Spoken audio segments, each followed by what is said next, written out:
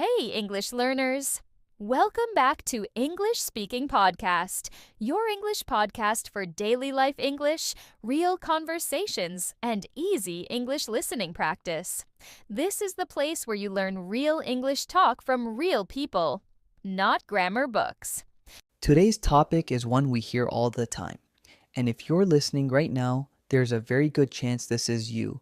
You can understand English, you can watch videos, you can listen to podcasts, you can follow conversations. But when it's time to speak, nothing comes out. Or maybe something comes out, but it feels slow, broken, or not like you. And you think, I understand English, so why can't I speak it? First of all, you are not bad at English. Not at all. In fact, understanding English is already a big achievement. So let's talk about why this happens and why it's actually very normal. Here's something many learners don't realize. Understanding English and speaking English are not the same skill. When you listen, your brain is receiving information. When you speak, your brain has to create information. And creation is always harder than recognition. Think about music. You can recognize a song the second it starts playing, but can you sing it perfectly on the spot? Probably not. Exactly. Your brain knows the song, but your mouth hasn't practiced producing it. It's the same with English. So when we say produce language, we mean speaking or writing. And when we say receive language, we mean listening or reading. Most learners practice receiving English much more than producing it. Another huge reason is fear. Not big fear, big ikinti, but small, quiet fear. Fear of sounding stupid, fear of making mistakes, fear of people judging your accent. And here's the tricky part. Fear doesn't just affect your emotions, it affects your physical speaking. Your mind goes blank. Your throat feels tight. Your sentences disappear.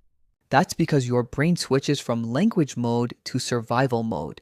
It's like your brain says, danger, don't mess this up, and suddenly, silence. You might hear people say, my mind went blank. That means you knew the words, but in that moment, they disappeared. This is a very common phrase in English. This one is huge and almost everyone does it at first. You hear a question in English. Your brain translates it into your native language. Then you think of an answer in your language. Then you translate that answer back into English. By the time you're ready to speak, the moment is gone. And the conversation has already moved on. This doesn't mean you're slow. It just means your brain is doing too much work. It's like having 5 apps open on your phone at the same time. Everything still works, but much slower. And speaking needs speed, not perfect grammar, not fancy words. When native speakers talk, we don't translate. We don't think about grammar rules. We think in ideas, not sentences. That's why your English feels trapped in your head. It hasn't become automatic yet. Here's something interesting. Many learners learned English by being very quiet, listening, reading, watching, but not speaking out loud. And English is not a silent language. It's a muscle language. Your mouth, your tongue, your rhythm. They all need practice. You can't learn to swim by reading about swimming. You have to get into the water. And yes, it feels uncomfortable at first, but discomfort is not failure. It's training. When we say get into the water, we don't mean it literally. It means start doing the thing, even if you're not ready. This part is emotional. Many learners say, I can speak, but I don't sound like me. You might feel smarter, funnier, or more confident in your own language. But in English, you feel smaller. That can make you quiet, because no one likes feeling like a reduced version of themselves. And this is something people don't talk about enough. Your personality doesn't disappear. It's just waiting for the language to catch up. So what do you do with all this? First, stop trying to speak perfectly. Aim for clear, not perfect.